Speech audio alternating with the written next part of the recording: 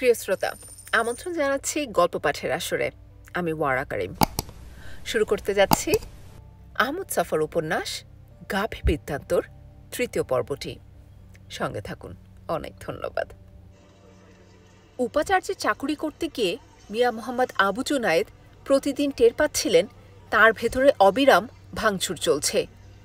আগামী দিনে কি ঘটবে সে কথা বাদ দিন, ১ ঘণ্টা পরে কি ঘটবে সেটাও অনুমান করার উপায় নেই। আবু জুনায়েদ উপাচার্য হওয়ার পর অর্থনীতি বিভাগের একজন ছাত্র খুন হয়েছে। বিশ্ববিদ্যালয়ের প্রধান ২টি ছাত্রদলই দাবি করেছে নিহত ছাত্রটি তাদের দলের সক্রিয় সদস্য ছিলেন। দলই উপাচার্য ভবনের সামনে এসে মিছিল করে স্লোগান দিয়েছে।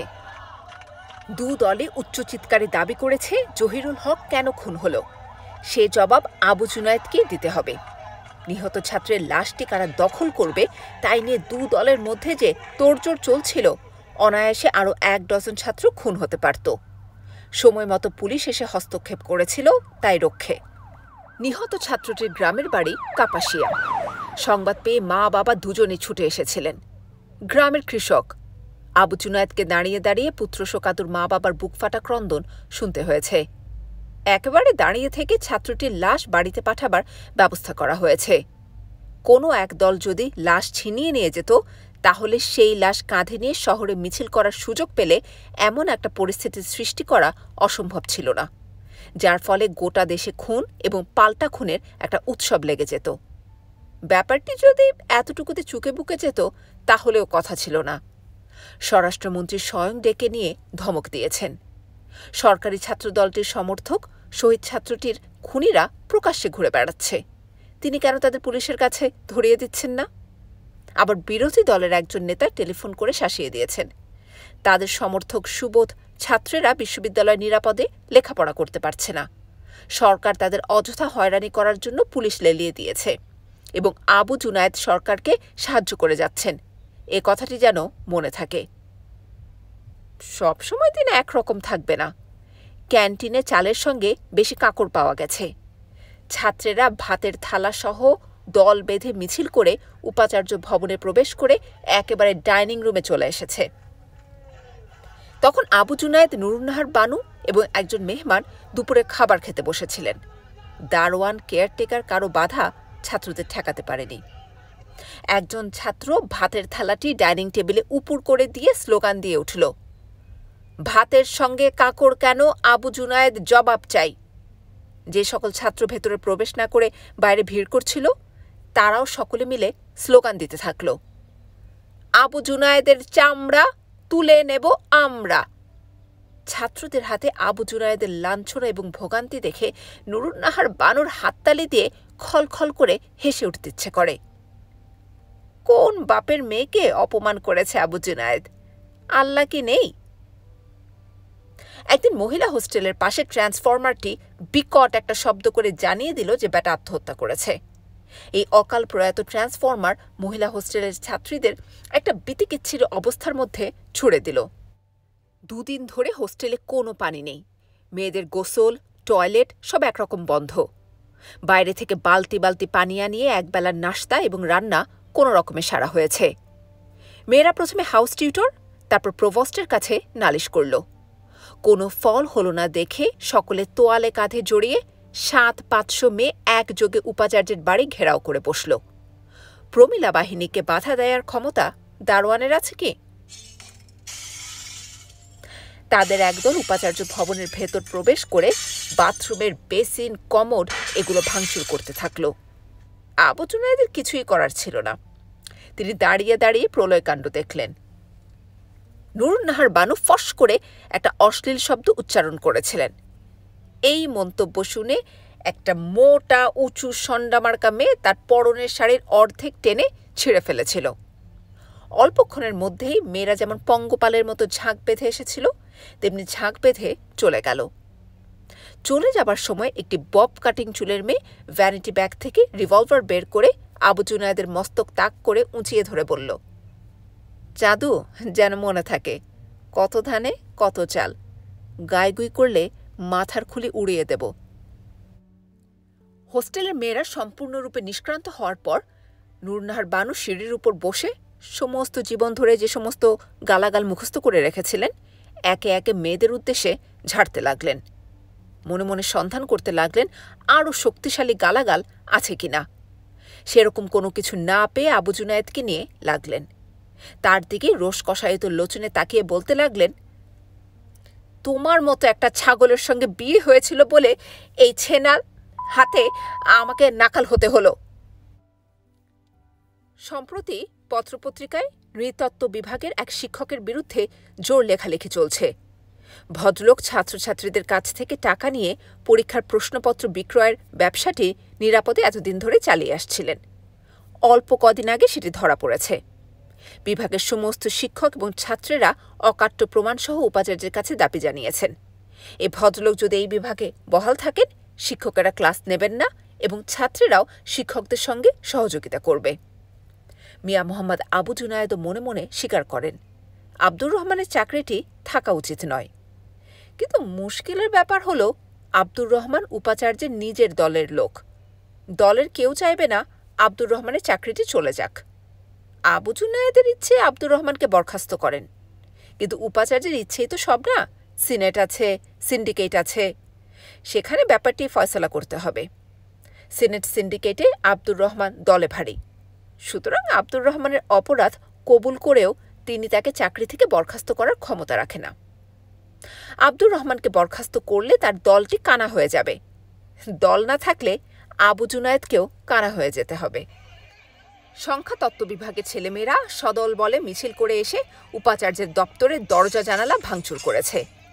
তাদের দাবি ছিল একটি, কেন তাদের পরীক্ষার তারিখ বারবার পেছানো হচ্ছে। ভাঙা দরজা জানালা নতুন করে মেরামত করার পর সমাজতত্ত্ব বিভাগের ছাত্রছাত্রীরা তাদের পরীক্ষা পেছানোর দাবিতে মেরামত করা দরজা জানালা আবার নতুন করে ভেঙে দিয়ে গেছে।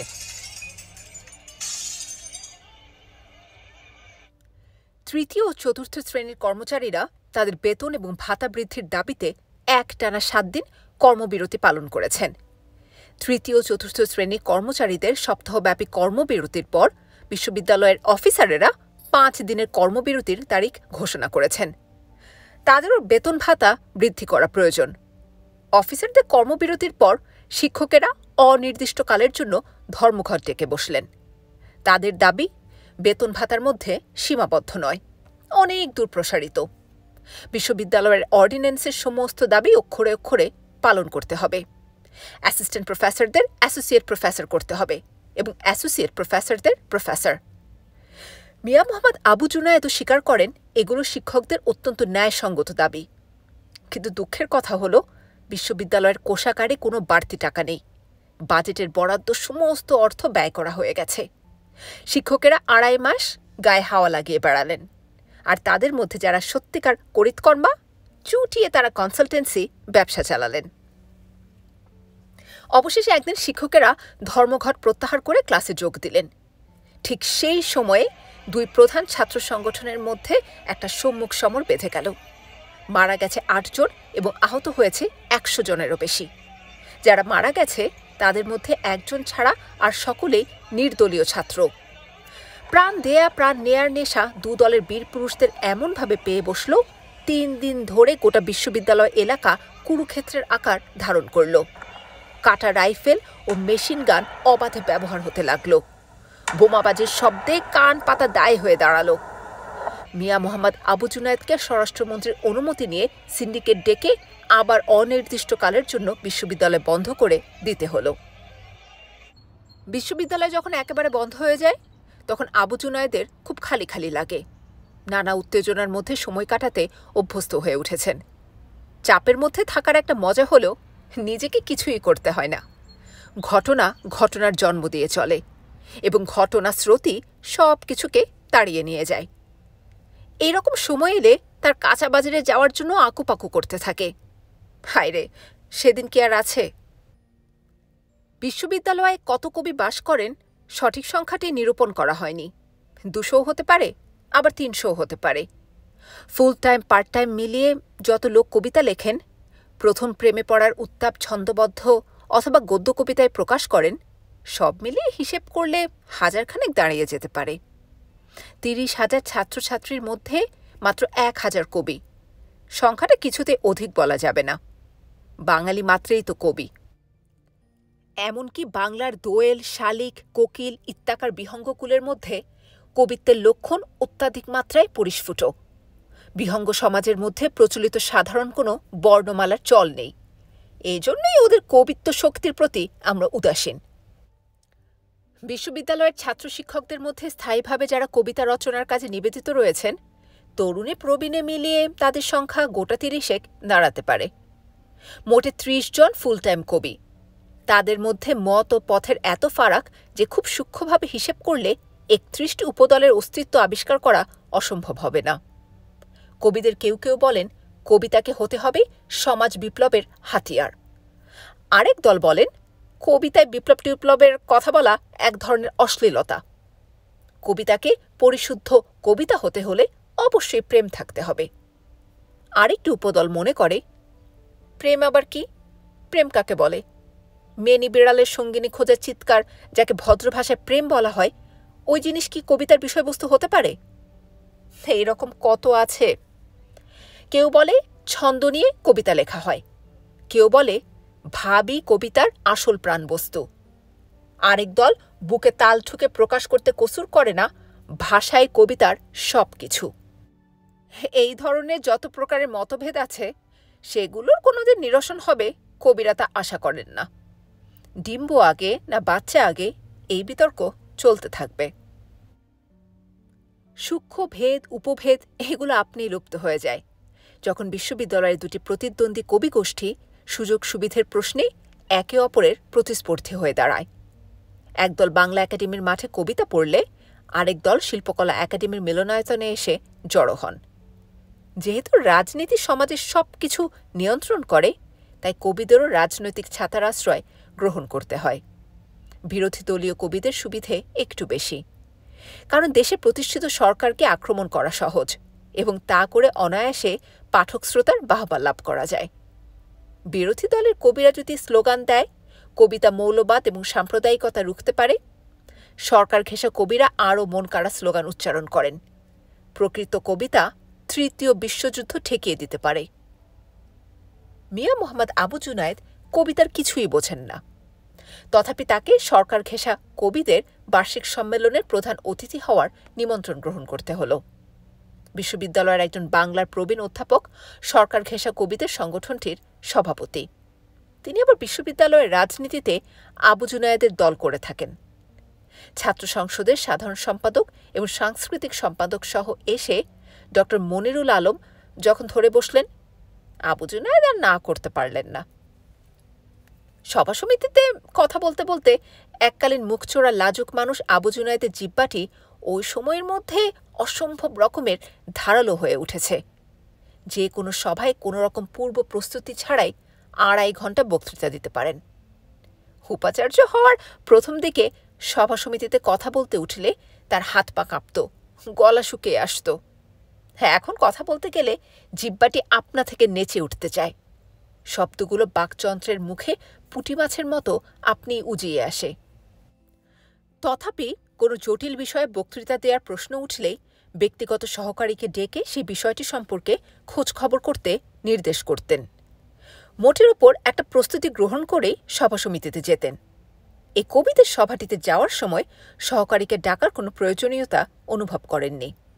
আবু জুনায়েদ নিশ্চিতভাবে জানতেন বাংলা সাহিত্য বিষয়ে তার ব্যক্তিগত সহকারীর জানাশোনা তার চাইতে অনেক কম। সুতরাং শুধুমাত্র আত্মপ্রত্যয়ের উপর নির্ভর করে সরকার ঘেঁষা কবি সম্মেলনে প্রধান অতিথির ভাষণে একটা মজার বক্তৃতা দিয়ে বসলেন।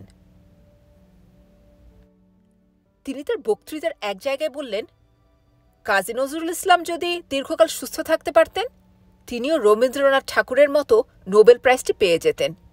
হিন্দুরা ষড়যন্ত্র করে নজরুলের মাথাটি খারাপ করে দিয়েছিল, তাই তার ভাগ্যে নোবেল পুরস্কারটি জোটেনি। নজরুল ইসলাম বাংলাদেশের জাতীয় কবি। আবু জুনায়েদ জাতীয় কবির সম্মান বৃদ্ধি করার জন্য যে অপূর্ব বক্তৃতা দিলেন, শুনে সরকারের চামচা কবিরা পর্যন্ত প্রমাদ গুনলেন। তারা তাদের সম্মেলনটির ওজন বৃদ্ধি করার জন্য উপাচার্য আবু জুনায়েদকে আমন্ত্রণ করে এনেছিলেন। আবু জুনায়েদ নজরুলকে বড় করে দেখাতে গিয়ে একটা বেফাঁস মন্তব্য করে তাদের গোটা সম্মেলনটাকে খেলো করে দিলেন। সভার শেষে ডক্টর কবি মনিরুল আলম আবু জুনায়েদকে উদ্দেশ্য করে বললেন, স্যার, নজরুলের ব্যাপারে এই অপ্রাসঙ্গিক মন্তব্যটি না করলেও পারতেন। কোন মন্তব্যের কথা বলছেন? আবু জুনায়েদের কণ্ঠে ঈষৎ বিরক্তির সুর। আপনি যে বলেছেন নজরুল সুস্থ থাকলে নোবেল পুরস্কার পেয়ে যেতেন এবং হিন্দুরা ষড়যন্ত্র করে তার মাথাটি খারাপ করে দিয়েছিল। অন্যায় কি বলেছি? একজন কামেল এবং বুজুর্গ মানুষের কাছ থেকে আমি শুনেছি হিন্দুরা ষড়যন্ত্র করে নজরুলের মাথাটি খারাপ করে দিয়েছিল। শাহ সুফি খান বাহাদুর মরহুম রহমতুল্লাহ এম এ বিটি সাহেবের মুখ থেকে আমি ছাত্র জীবনে এই কথা শুনেছি। তিনি আমাদের হেডমাস্টার ছিলেন। আদর্শ শিক্ষক হিসেবে ব্রিটিশ সরকার তাকে খান বাহাদুর টাইটেল দিয়েছিল। সেই যুগে গোটা জেলায় তার মতো অমন বাঘা হেডমাস্টার একজনও ছিলেন না। তাকে কেউ কখনো একটুও বেহুদা কথা বলতে শোনেনি। জীবদ্দশায় তিনি তিনবার পবিত্র মক্কা শরীফ জিয়ারত করেছেন। এন্তেকালের পর তার কবরটা একটি দরগাতে পরিণত হয়েছে। তার মুখ থেকে যে কথাটি অনেকবার শুনেছি আমি তাই অকপটে বলেছি। এতে দোষের কি থাকতে পারে? এমন অকাট্য প্রমাণ হাজির করবার পর ডক্টর কবি মনিরুল আলমের আর কিছু বলার রইল না। দুদিন না যেতেই বিরোধী দল সমর্থক সর্বাধিক প্রচারিত সংবাদপত্রটিতে আবু জুনায়েদের একটি কার্টুন চিত্র প্রকাশিত হল। আবু জুনায়েদের প্রতিকৃতি শুয়োরের আকারে আঁকা হয়েছে। সামনে মাইক্রোফোন এবং তিনি কবিতা সম্মেলনে ভাষণ দিচ্ছেন। উপাচার্য পদে আসীন হওয়ার পর থেকে মিয়া মোহাম্মদ আবু জুনায়েদের একটি নতুন অভ্যেস জন্ম নিয়েছে। তিনি নিয়মিত শুক্রবারে মসজিদে যেয়ে জুম্মার নামাজটি আদায় করতে শুরু করেছেন। তার মধ্যে কোনো রকম ধর্মপ্রীতি বা পরকাল ভীতি জন্ম নিয়েছে বলেই শুক্রবারে মসজিদে আসাআসি করছেন, সেটা সত্য নয়। মসজিদে যেয়ে নামাজ পড়লে তার প্রতি এক শ্রেণীর মানুষের ভক্তি শ্রদ্ধা বাড়ে, সেটা ঠিক। তবু আবু জুনায়েদ সঠিক বুঝে উঠতে পারেন না কী কারণে তার এই নতুন অভ্যেসটি জন্মেছে। মসজিদে কিছুদিন যাওয়া আসার পর আবু জুনায়েদের উপলব্ধি করতে বাকি রইল না এর একটি সাংঘাতিক ব্যবহারিক প্রয়োজনীয়তা রয়েছে। এই মসজিদে এসেই তিনি অনুধাবন করতে সক্ষম হন স্বঘোষিত নাস্তিক আহমদ তকির ওপর সাধারণ মুসল্লির কী পরিমাণ ঘৃণা রয়েছে। আহমদ তকি ভদ্রলোকটির সঙ্গে তার এক ধরনের খাতির হয়েছিল। তকি সাহেব রস করে কথাবার্তা বলতে জানতেন এবং আবু জুনায়েদ সেটা উপভোগ করতেন। আর তাছাড়া অনেক ভালো ভালো কথাও তকি সাহেব বলে থাকেন। মসজিদে এসে আবু জুনায়েদ টের পেয়ে যান যে আহমদ তকি এই সময়ের মধ্যে আল্লাহ ও তার প্রিয় রসুলের খাস দুশমনে পরিণত হয়েছেন। সহজাত অনুভব দিয়ে আবু জুনায়েদ বুঝে গেলেন ভবিষ্যতে আহমদ তকির সঙ্গে সুসম্পর্ক রক্ষা করা বুদ্ধিমানের কাজ হবে না। আহমদ তকি আল্লাহ রসুলের পুরনো চিহ্নিত দুশমন। এই সময়ের মধ্যে বিশ্ববিদ্যালয়ে আল্লাহ রসুলের যে সকল নতুন দুশমন পয়দা হয়েছে তাদের সকলের নারী নক্ষত্রের খবর তিনি জেনে গেছেন। আবু জুনায়েদ মনে করেন একটা ব্যাপারে তিনি লাভবান হতে পেরেছেন। বিশ্ববিদ্যালয়ের জনমতের হাওয়া কোন দিকে বইছে মসজিদে এলে তার একটি পূর্বাভাস তিনি পেয়ে থাকেন। হালে তার মধ্যে একটা নতুন অন্তর্দৃষ্টি জন্মাতে আরম্ভ করেছে। বিশ্ববিদ্যালয়ের প্রশাসনের বিভিন্ন ব্যাপারে জনমত গঠন করার জন্য মসজিদ একটি মোক্ষম জায়গা। এক শুক্রবারে তার মসজিদে আসতে দেরি হয়েছিল। তিনি পেছনের কাতারে দাঁড়িয়ে নামাজ আদায় করছিলেন, কিন্তু নামাজ শেষ হওয়া অন্যান্য মুসল্লিরা তাকে সামনে আসতে অনুরোধ করলেন। তিনি সামনে এলে 4-5 জন মুসল্লি একসঙ্গে কবিতা সম্মেলনে নজরুল ইসলাম সম্পর্কিত একেবারে বৈজ্ঞানিক সত্যটি তথা হিন্দুরা তার মাথা খারাপ করে দিয়েছিল প্রকাশ করার জন্য তাকে একসঙ্গে ধন্যবাদ জানালেন।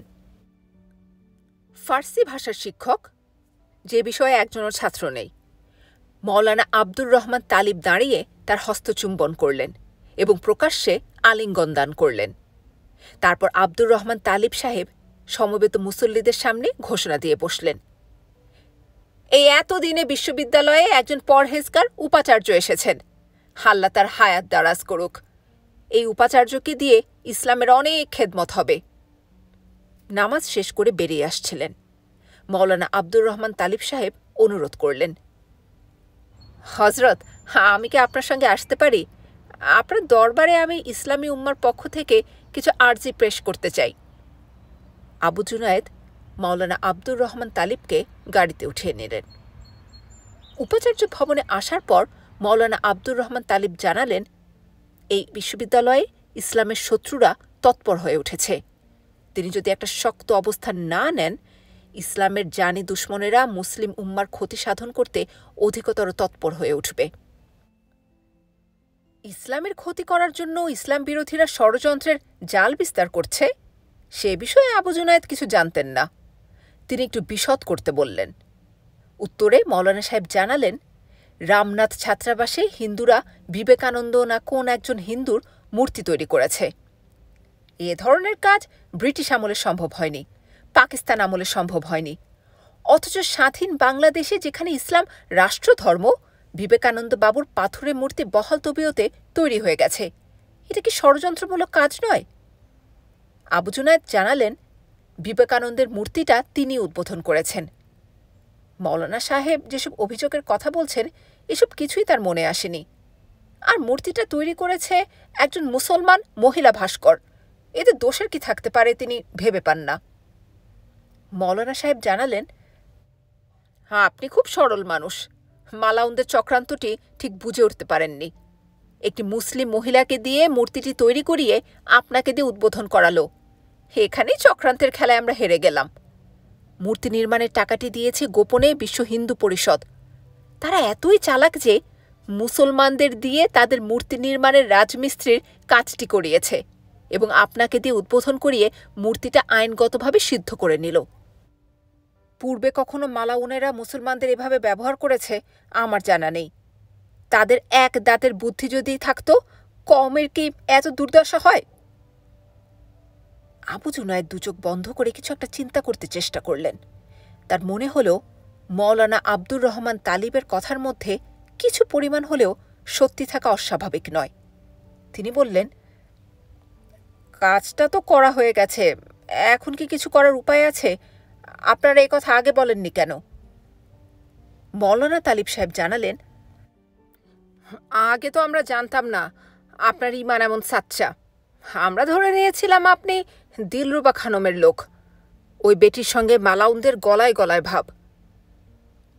হ্যাঁ, এখন কি করতে হবে সেটা বলুন। যা হবার তা হয়ে গেছে, বললেন আবু জুনায়েদ।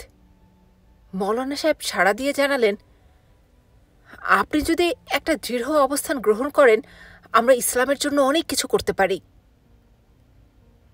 সে অনেক কিছুর মধ্যে কোন কাজগুলো পড়ে জানতে চাইলেন আবু জুনায়েদ।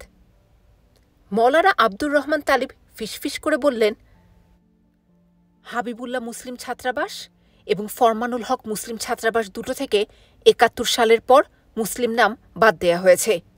আমরা মুসলিম নাম যোগ করার আন্দোলন চালাব এবং দাবি তুলব বিশ্ববিদ্যালয়ের মনোগ্রাম ইসলাম সম্মত নয়, সেটা পাল্টাতে হবে। বিশ্ববিদ্যালয়ের মনোগ্রাম পাল্টাতে বলছেন আপনারা? সেটা কিভাবে সম্ভব? মৌলানার প্রতি প্রশ্ন ছুড়ে দিলেন। মৌলানা জবাব দিলেন, কেন সম্ভব নয়?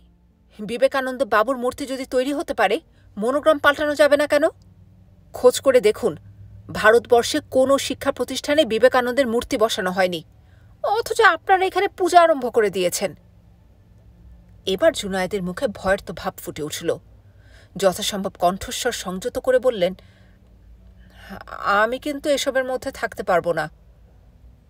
মৌলানা আব্দুর রহমান কণ্ঠের দরদ ঢেলে বললেন, আমরা আপনার অবস্থা বুঝি। আপনাকে বিপদে ফেলার কোনো খায়েশ আমাদের নেই, কিন্তু আমরা যখন কোনো আন্দোলন করব, আপনি সমর্থন না করতে পারেন, কিন্তু বাধা দেবেন না। আবু জুনায়েদ মাথা নাড়লেন। এর অর্থ হ্যাঁ হতে পারে, আবার নাও হতে পারে। মৌলানা আব্দুর রহমান তালিব উঠে দাঁড়িয়ে আবার বসে পড়লেন। আপনার কাছে আমি আরও দুটি আর্জি পেশ করতে চাই। আবু জুনায়েদ বললেন, বলুন। মৌলানা সাহেব জানালেন, কলা ভবনের ছাদে গুন্ডা বদমায়েশরা নানা জায়গা থেকে মেয়ে ছেলে নিয়ে সারা রাত মৌজ করে কাটায়। দারোয়ানরা কোনো বাধাই দেয় না, বরঞ্চ টাকা পয়সা নিয়ে বদমায়েশদের সহযোগিতা করে। ও জিনিসটি আপনাকে বন্ধ করতে হবে। আবু জুনায়েদ বললেন, দারোয়ানরা যদি এই কাণ্ড করে, আমি কি করে বাধা দিতে পারি? মাঝে মাঝে এক আধবার আপনি যদি নিজে গিয়ে চেক করেন, ভয় পেয়ে দারোয়ানরা বন্ধ করে দেবে, বললেন মাওলানা তালিব। সেটা কি উপাচার্যের পক্ষে সম্ভব? বললেন আবু জুনায়েদ। কেন সম্ভব নয়? ইসলামের খলিফারা এভাবেই তো খারাপ কাজের সংবাদ নিতেন। মৌলানা আব্দুর রহমান আঙুলে দাড়ি নাড়াচাড়া করতে করতে বললেন, উপাচার্য ভবনের পশ্চিম দিকে যে রাস্তাটা গেছে, তার ডানে বামে রজবতী মহিলারা তাদের হায়েস নেফাসের পুরিন্দাগুলো ফেলে দিয়ে যায়। এটা অত্যন্ত জঘন্য কাজ। এই পথ দিয়ে যারা যাওয়া আসা করে তাদের কাপড় চোপড় থেকে শুরু করে সারা শরীর নাপাক হয়ে যায়। গোটা এলাকার পবিত্রতা বজায় রাখতে হলে রাস্তার পাশে পুরিন্দাটি ফেলার কাজ বন্ধ করে দিতে হবে। মৌলানা আব্দুর রহমান তালিবের দ্বিতীয় প্রস্তাবটি শুনে একদিকে যেমন আবু জুনায়েদের হাসি সম্বরণ করা দুঃসাধ্য হয়ে দাঁড়ালো, তেমনি অন্যদিকে ভীষণ রাগও হচ্ছিল। তিনি মৌলানা সাহেবকে জিজ্ঞেস করলেন, মহিলারা মেনস্ট্রুয়েশন প্যাড কোথায় ফেলবেন তাও আমাকে পাহারা দিতে হবে? সেটাও কি উপাচার্যের কাজ? মাওলানা সাহেব বললেন, আপনি অকারণে রেগে যাচ্ছেন। আমি আপনাকে পরামর্শ দিচ্ছি, একটা নোটিশ লটকে দিন। এই রাস্তার পাশে পুরিন্দা ফেলা বেআইনি এবং অনইসলামিক। এই পথ দিয়ে অনেক ধর্মপ্রাণ মুসলমান যাতায়াত করে থাকেন। পুরিন্দার কারণে তাদের পোশাক পরিচ্ছদ এবং অনেক সময় তামাম শরীর অপবিত্র হয়ে যায়। যারা পুরিন্দা ফেলে যায়, আখিরাতে তাদের আযাব ভোগ করতে হবে। শেখ তবারক আলীর সঙ্গে আবু জুনায়েদের পরিচয় ঘটল। এটা তার উপাচার্যের দায়িত্বভার গ্রহণ করার পর সবচাইতে স্মরণীয় ঘটনা। তবারক আলী ছিলেন বিশ্ববিদ্যালয়ের ঠিকাদার। তিনি দায়িত্ব নেয়ার পর মহিলা ছাত্রীনিবাসের নির্মাণ কাজ দেখতে গিয়েছিলেন। সেই সময়ে পাজামা পাঞ্জাবি পরিহিত কানপুরি টুপি মাথায় এক ধোপ দুরস্ত বুড়ো মতো ভদ্রলোক এগিয়ে এসে তাকে সালাম দিয়েছিলেন। ভদ্রলোকের মুখে অল্প অল্প দাড়ি, এক হারা দীঘল চেহারা। বয়স হলেও ভদ্রলোক শিরদাঁড়ার ওপর ভর করে সোজা হয়ে দাঁড়াতে পারেন। এই দাঁড়ানোর ভঙ্গি ছাড়া আরও দুটো জিনিস আবু জুনায়েদের দৃষ্টি আকর্ষণ করেছিল। একটা হলো ভদ্রলোকের তীক্ষ্ণ অন্তর্ভেদী দৃষ্টি, অন্যটা গলার আওয়াজ। এমন শান্ত অনুত্তেজিত কণ্ঠস্বর আবু জুনায়েদ কখনো শুনেছেন মনে পড়ে না। তবারক সাহেবের কাছে কিছু জিজ্ঞেস করার আগেই ভদ্রলোক বলতে আরম্ভ করলেন, তিনি এবং আবু জুনায়েদের স্বর্গগত শ্বশুর, আল্লাহ তাকে বেহেশত নসিব করুক, একই সময়ে ঠিকাদার ব্যবসা আরম্ভ করেছিলেন। বলা যেতে পারে আবু জুনায়েদের শ্বশুর সাহেবই শতপ্রবৃত্ত হয়ে তবারক আলীকে ঠিকাদারি পেশায় টেনে এনেছিলেন। কর্মজীবনে তার কাছে এক পয়সা মূলধন ছিল না। মরহুম আব্দুল গোফরানের লোক চেনার ক্ষমতা ছিল অসাধারণ। একবার চোখের দেখা দেখেই ঠিক ধরে নিতে পারতেন কে কাজের মানুষ, কে ফালতু। আবু জুনায়েদের শ্বশুর সাহেব কপরদক্ষিণ শেখ তবারক আলীকে ওয়ার্কিং পার্টনার হিসেবে গ্রহণ করতে বিন্দুমাত্র সংকোচ করেননি। আজকে যে তিনি ছেলে মেয়ে নিয়ে আল্লাহর রহমতে দুটো নুন ভাত খেয়ে জীবন চালাতে পারছেন, তার পেছনে গোফরান ভাইয়ের মস্ত একটা ভূমিকা রয়েছে। যতদিন জীবিত ছিলেন তিনি গোফরান সাহেবকে আপন মায়ের পেটের বড় ভাইয়ের চাইতেও অধিক শ্রদ্ধা সম্মান করে এসেছেন। তবারক সাহেব আবু জুনায়েদের স্ত্রী নুরুন্নাহার বানুকে আপন মেয়ের মতো জ্ঞান করেন। মরহুম গোফরান ভাই কত দূরদৃষ্টি সম্পন্ন মানুষ ছিলেন তার একটা দৃষ্টান্ত উত্থাপন করলেন। কত বড় বড় খানদানি পরিবারের ছেলের সঙ্গে বানুর মানে নুরুন্নাহারের বিয়ের প্রস্তাব এসেছিল। গোফরান ভাই এক কথায় সবাইকে বিদেয় করে বানুর পাত্র হিসেবে আবু জুনায়েদকে পছন্দ করেছিলেন। আজকে যদি গোফরান ভাই জীবিত থাকতেন, নিজেই দেখতে পেতেন তার পছন্দ কত সঠিক ছিল। বানুর বর আজ বিশ্ববিদ্যালয়ের উপাচার্য হয়েছেন। তার দু চোখের কোণা চিকচিক করে উঠল, বুঝি তখনই কেঁদে ফেলবেন। আবু জুনায়েদের ভীষণ ভয় করতে লাগল। এই তবারক বেটা তাহলে তার বিষয়ে সব কিছু জানে। তার স্বর্গগত পাতানো বড় ভাইয়ের মহিমা কীর্তন করতে গিয়ে যদি বলে বসেন আবু জুনায়েদ শ্বশুরের কাছ থেকে পয়সা নিয়ে লেখাপড়া করেছেন, তাহলে লোকজনের সামনে তার মাথাটা কাটা যাবে। তার হৃদয় স্পন্দন দ্রুততর হল, বুক দুরু দুরু করতে থাকল। শেখ তবারক আলীকে কিছু একটা বলে কথার মোড় ঘুরিয়ে দেবেন সেরকম কোনো বিষয় তিনি খুঁজে পাচ্ছিলেন না। আবু জুনায়েদের পা দুটো মাটির সঙ্গে গেঁথে যাচ্ছিল, ঠোঁট শুষ্ক হয়ে আসছিল, বারবার তিনি জিভ দিয়ে ঠোঁট চাটছিলেন। অবশেষে ঘাম দিয়ে জ্বর ছাড়ল। শেখ তবারক আলী জানালেন, তিনি মরার আগে বানুর স্বামীকে উপাচার্যের আসনে দেখে গেলেন। এটাই তার বড় সান্ত্বনা। তবারক আলীর প্রতি আবু জুনায়েদের মনোভাবটাই পাল্টে গেল। তবারক আলী ইচ্ছে করলে মাত্র একটি বাক্য উচ্চারণ করে আবু জুনায়েদের মান ইজ্জত ধুলে লুটিয়ে দিতে পারতেন, কিন্তু তিনি কথাটি বলেননি। আবু জুনায়েদ তবারক আলীকে অত্যন্ত মহানুভব মানুষ মনে করলেন। ছাত্রীনিবাসের নির্মাণ কাজ দেখে ফিরে আসার সময় তিনি শেখ তবারক আলীকে খাওয়ার নিমন্ত্রণ জানিয়ে গেলেন। শেখ তবারকও সেই নিমন্ত্রণ কবুল করেছিলেন। তারপর সম্পূর্ণ একটা ভিন্ন পরিস্থিতিতে আবু জুনায়েদের সঙ্গে শেখ তবারক আলীর মুলাকাত ঘটল। একদিন তিনি তার অফিসে ফ্যাকাল্টির ডিনদের নিয়ে বহিরাগত মস্তানদের উৎপাত ঠেকানোর উপায় উদ্ভাবন করার বিষয়ে মিটিং করছিলেন। মিটিং চলাকালীন একেবারে দরজা ঠেলে শেখ তবারক অফিস কক্ষে হুমড়ি খেয়ে পড়লেন এবং বললেন, আমাকে বাঁচান। তার চুল উস্কো খুস্কো, পাজামার অর্ধেক কাদায় ভরে গেছে, শরীর থরথর করে কাঁপছিল, মুখ দিয়ে ঠিকমতো স্বর বেরুচ্ছিল না। ঠিকাদার সাহেবের এই করুণ অবস্থা দেখে সকলে ভীষণ হতবাক হয়ে গেলেন। আলোচনায় আপনা আপনি ছেদ পড়ে গেল। সকলে উৎকণ্ঠা সহকারে জানতে চাইলেন কি ঘটেছে। শেখ তবারক আলী বললেন তিনি পানি খাবেন। এক গ্লাস পানি তাকে এনে দেয়া হলো। সবটা পানি নিঃশেষ করার পর আরও এক গ্লাস পানি, আরও এক গ্লাস পানি তাকে দেয়া হলো, তারপর আরেক গ্লাস। শেখ তবারক আলীর নিঃশ্বাস প্রশ্বাস কিছুটা স্বাভাবিক হয়ে এসেছে, শরীরের কাঁপুনিও অনেকটা কমেছে, কিন্তু চোখ থেকে আতঙ্কের ভাবটা এখনও কাটেনি। যা হোক, কিছুক্ষণের মধ্যে তিনি পুরোপুরি বোধশক্তি ফিরে পেলেন। এই অবস্থায় তাকে সুসজ্জিত অফিসে দেখে তিনি ভীষণ অপ্রস্তুত হয়ে পড়লেন। ঝোঁকের বশে তিনি এক পায়ে জুতো নিয়ে উপাচার্যের অফিসে চলে এসেছেন। বাকি এক পাটি জুতো কোথায় ফেলে এসেছেন বলতে পারেন না। মিয়া মোহাম্মদ আবু জুনায়েদ তাকে আশ্বস্ত করার জন্য বললেন, আপনি বিচলিত হবেন না, কি হয়েছে বলুন। স্যার, এইমাত্র একজন ওভারসিয়ারের ডান পায়ে গুলি করেছে, তাকে হাসপাতালেও নিয়ে যেতে দিচ্ছে না। 1,25,000 টাকা ক্যাশ তাদের হাতে তুলে না দিলে তারা আহত ওভারসিয়ারের কাছে কাউকে ঘেঁষতেও দিচ্ছে না। এই মুহূর্তে আমার হাতে অত টাকা নেই। অনেক কাকুতি মিনতি করেছে, কোনো কথাই কানে তুলছে না। বেচারি বিধবা মায়ের একমাত্র সন্তান, এই হারে রক্তপাত চলতে থাকলে মারা যাবে। আপনি দয়া করে কিছু একটা করুন। সমাজ বিজ্ঞান অনুষদের ডিন ডক্টর শামসুল হুদা জিজ্ঞেস করলেন, আপনি কি পুলিশকে জানাননি? পুলিশকে জানাবো কি?